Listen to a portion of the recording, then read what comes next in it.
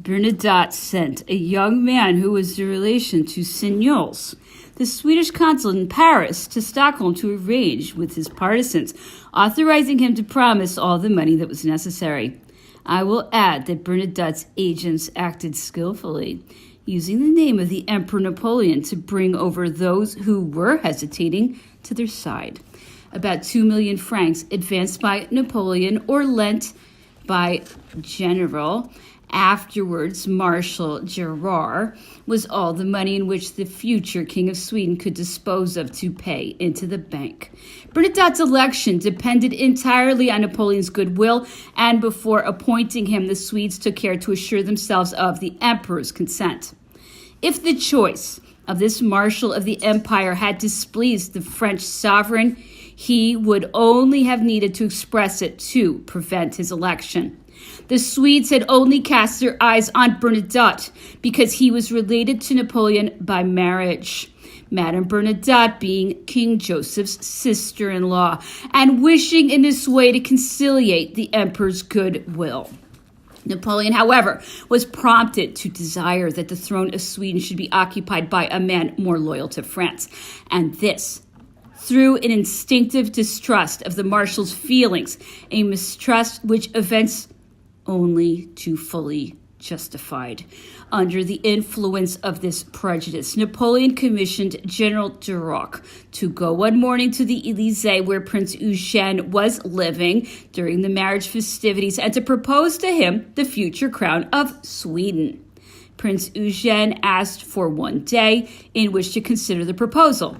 Duroc having come to fetch an answer on the morrow, Eugène replied that after having carefully considered the matter with the vice-queen and having meditated on the advantages and disadvantages of this new establishment, they had come to the conclusion that they must content themselves with their present situation in Italy. He added that, moreover, the obligation to abjure the Catholic faith was exceedingly distasteful to his wife, the princess.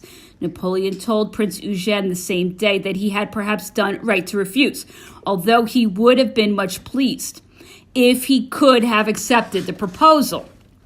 When one considers the lofty fortune to which Bernadotte was raised, one is prompted by the desire to cast a retrospective glance on the career which was followed by this factious soldier, who from a common soldier's dormitory passes through revolutionary clubs to reach a foreign throne, to which the protection of a great man raises him at one stroke without transition, without any apprenticeship to government, and in the capacity of the gratuitous heir of an ancient royal race.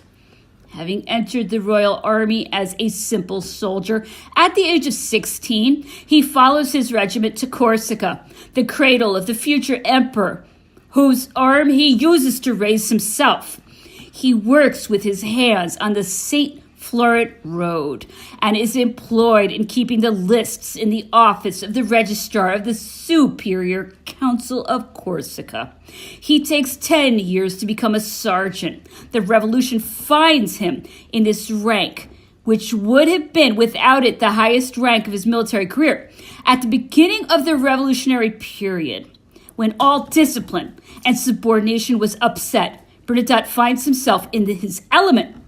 He is to be seen in the barracks of Marseille, perched on a bench, powdered, gaitered, and in elegant military costume, haranguing his comrades and using his Gascony eloquence to persuade them to turn out their former officers and to take their place. His activity and his smartness raise him rapidly to the post of General of Division in 1794.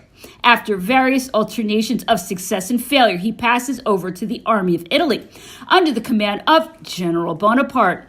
Here he displays zeal and adroitness. At the time of the 18th Fructidor, the events on which day were partly brought about because some royalist letters seized by Bernadotte on the person of Count Antraigues, agent of the French princes, had been sent to the Directoire. The future king of Sweden gets himself sent to Paris, bearing petitions from the army which demand the punishment of the traitors. His revolutionary exaltation is noticed, and he refuses to take part in the army to England, which had been sent to Egypt, hoping to succeed to the command of the army in Italy. Appointed ambassador to Vienna, he hoists the flag of the Republic over the door of his embassy in a critical moment of popular effervescence, an untimely and unseasonable demonstration which was calculated to provoke some outrage likely to compromise the re-establishment of peace with Austria. This imprudent act obliges the Directoire to retain the army for Egypt and France until fresh orders, in the fear that war might break out again on the continent. Bernadotte, disavowed by the Directoire, returns to Paris and attaches himself to Joseph Bonaparte, whose sister-in-law he marries, a marriage which was to be the foundation of his fortune. Appointed to the Ministry of War by his brother-in-law's influence, he is later on removed by Sieyès, who finds him too ardent. Having returned to private life, he shows himself hostile to the revolution of Brumaire 18th, but has not the courage to oppose it openly. He then accepts the advantages of this revolution, having been convinced by the success of the event, and represses the jealous instinct which urges him to paralyze the arm, which, however, he will make use of to raise himself to the highest summit of honors. At the time of the publications of the Concordat of 1802, Bernadotte unites himself to other generals to renew his opposition. Sent back to the army in the West, which he had left to go to Paris on this occasion, he continues the same intrigues and the same plotting. Surprised whilst conspirating against the first consul, his brother-in-law Joseph intercedes for him, and Bernadotte escapes punishment. But clemency irritates ungrateful hearts, and he finds the weight of gratitude heavy to bear. The demagogue allows himself to be appointed Marshal of the Empire and Prince of Pontecorvo, vested with the command of an army corps during the Jena campaign. Bernadotte refuses to assist Marshal Davout at Auerstadt, thus compromising for the sake of a detestable feeling of rivalry the safety of the entire army. He only escapes a court-martial sentence for this conduct out of consideration for his alliance with the emperor's brother, who protects him for a second time. After the Battle of Wagram, the Prince of Pontecorvo addresses a lying order of the day to the Saxons, who formed part of his army corps, an order which was calculated to diminish the credit due to the French troops, and which was contrary to the rules of military discipline. This jealous boasting forces the emperor to remove him from his command and to send him back to Paris, covering his disgrace, however, with indulgent pretexts about the marshal's health. In spite of the numerous reasons for displeasure which Napoleon had against Bernadotte, he called him to a high fortune and literally loaded him with gifts and honors. The sovereign of Sweden comes to be dethroned. His successor, who had no children, adopts a prince of the Danish reigning family. The prince dies as though for the very purpose of leaving Bernadotte free access to the throne of Sweden. Then some Swedish office... Oh my goodness, this does make me mad. Swedish officers, grateful for the treatment they had received at his hands when they were his prisoners, and tempted as much by the hopes of the emperor's protection as by the marshal's military reputation, proposes his election as hereditary prince. In spite of this reputation, Bernadotte was never a great soldier. There were generals in the French army having held chief commands who were worth as much as he was, and some were even superior to him. But in the eyes of the Swedes, Bernadotte was related to Napoleon, and Napoleon had always cast the veil of indulgence over his faults because of Desiree. The Prince de Pontecorvo did not hesitate to abjure his religion in order to become king, and declared that Stockholm was well worth a Protestant sermon. Napoleon's indulgence towards such persons as Bernadotte, Talleyrand, and Fouché cannot be explained in a way likely to satisfy what it is conventional to call public opinion. Napoleon's clemency encouraged such characters to do fresh wrongs, which the emperor forgot, only remembering the services which they had rendered him. Even after blind fortune had firmly established Bernadotte on a throne to which a total absence of merit gave him so little claim. After he had gathered in the fruits of his past treacheries and his recent perfidy, when the satisfaction of his ambitious desires should have rendered him well disposed and inclined to look into his heart, he could not refrain from spreading abroad bitter and dishonoring statements about Napoleon, the first author of his fortune, the terrible disaster which terminated the reign of that august and most unhappy man, the emperor, the remembrance of Napoleon's kindness and an indulgence, the effects of which Bernadotte had so often felt, did not suffice to touch a heart ungrateful by nature and rendered implacable by jealousy and ambition. The following details will furnish fresh traits of Bernadotte's character: his avarice, and the cunning of the means which he employed to avoid paying his debts or to get the best of his foreign creditors, won him the name of Crowned Harpagon and enabled him at his death to leave behind him a treasure exceeding 30 millions of francs. The Allied powers, whilst refusing to acknowledge the foreign endowments bestowed by the Emperor Napoleon, nevertheless allotted to the holders of these endowments the arrears which had not been paid up to the day on which the definitive treaty of peace was signed. Bernadotte alone refused to carry this measure into execution and refused to pay over the arrears due to the titularies. All the efforts of the French ambassador to Stockholm to enforce the claims of those entitled to these arrears and to establish a principle which was not contested by any other power remained without effect. This caused it to be said with full justice that these recipients were, however, his fellow countrymen, men who had shared the same dangers and the same rewards. They had a right to look upon him, Bernadotte, as their supporter and their protector in this common cause, if by any chance their rights happened to be ignored. In 1815, there fell to Sweden a sum of 25 millions of francs, which was the price of the retrocession of Guadeloupe to France, a colony which the English had given to Sweden during the war, besides 12 millions as an indemnity for the surrender of Pomerania to Prussia. Bernadotte devised the scheme of making Parliament hand over these 37 millions of francs to him, this sum equaling on a balance sheet which he laid before the States, and which they accepted, the total of the debts of Sweden previous to 1815, and undertook to pay off these debts himself. Having secured the consent of the States General, he began by considering himself as a privileged creditor. He kept back for himself the amount which he considered due to him in compensation for the loss of the Principality of Pontecorvo and his private fortune spent for the establishment in Sweden, two claims which he consented to reduce to a total of 12 millions of francs. Bernadotte next devoted his attention to profiting by the remaining 25 millions by means of various transactions in which he was seen to occupy all the subtlety of a procurator combined with the power which he exercised as king. It would take too long a time to relate in all their details the tricks worthy of Moliere's master, which Bernadotte employed to reduce the total of the debts which the state had charged him to pay off in the lump. We will, however, mention some examples. Denmark had a claim for supplies furnished to the Swedish army to a sum which had already been fixed after discussion at 80,000 Hamburg crowns.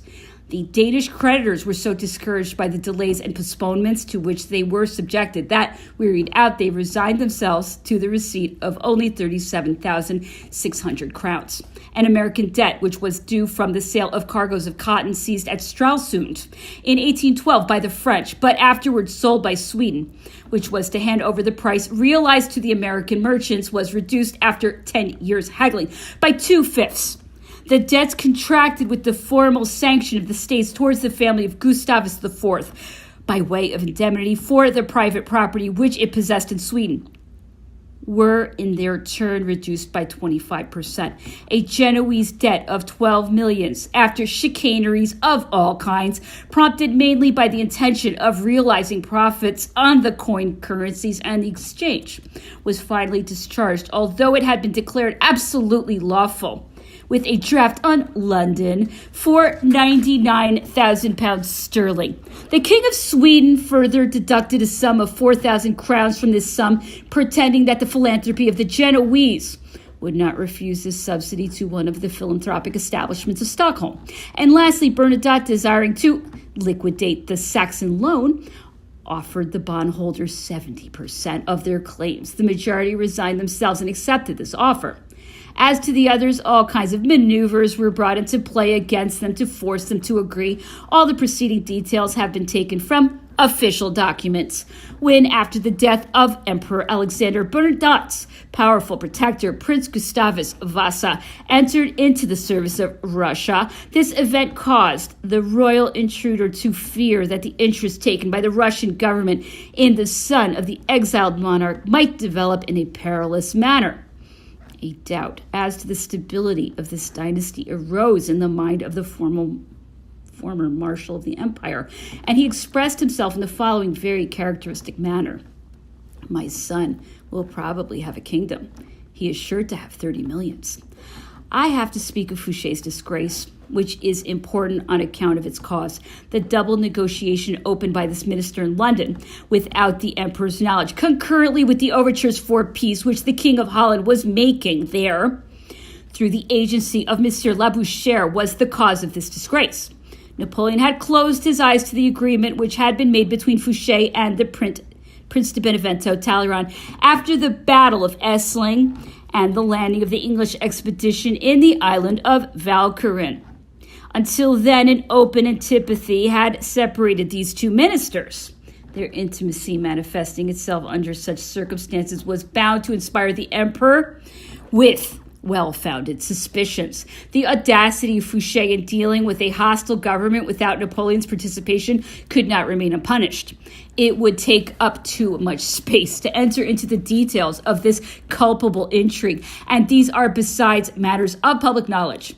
Ouvrard, the agent in this underhand negotiation, had, it is true, written to the emperor to ask his authorization to act in the matter. But Napoleon, knowing this person's presumption, looked upon his desire to interfere in diplomatic affairs as a ridiculous one, and never dreaming that he would dare to give effect to these plans without his consent, did not condescend to answer his letter.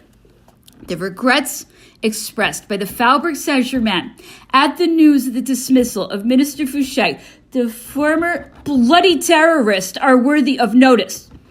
He had known how to persuade this last stronghold of the opposition that it was he who was its protector against Napoleon, and that if any member of this opposition fell into disgrace, it was because it had been out of his power to prevent it, and that he might be relied upon to destroy, or at least to attenuate, the effects of this severity. It might have been said that Fouché held Napoleon under the effects of a charm, for with the best reasons for dismissing him, the emperor still hesitated. One day at Saint-Cloud, having, according to a very usual custom of his, come and seated himself on a corner of my writing table, Napoleon said to me, after some words of no importance and with a brusque change of subject, Méneval, I have a mind to dismiss Fouché. This remark seemed to be the expression of a yet undecided state of mind, Napoleon trying to come to some definite determination. I could not prevent myself from exclaiming, Sire, I expected this. I am only surprised at one thing, and that is that you haven't sent him away before. He rose slowly without answering me, took one or two turns in the study with his hands behind his back, and then occupied himself with some other matter. This hesitation on the emperor's part showed to what an extent Fouché possessed the art of rendering himself necessary, or rather what difficulty Napoleon felt in separating himself from persons to whom he had been long accustomed, even when his confidence in them had been greatly shaken.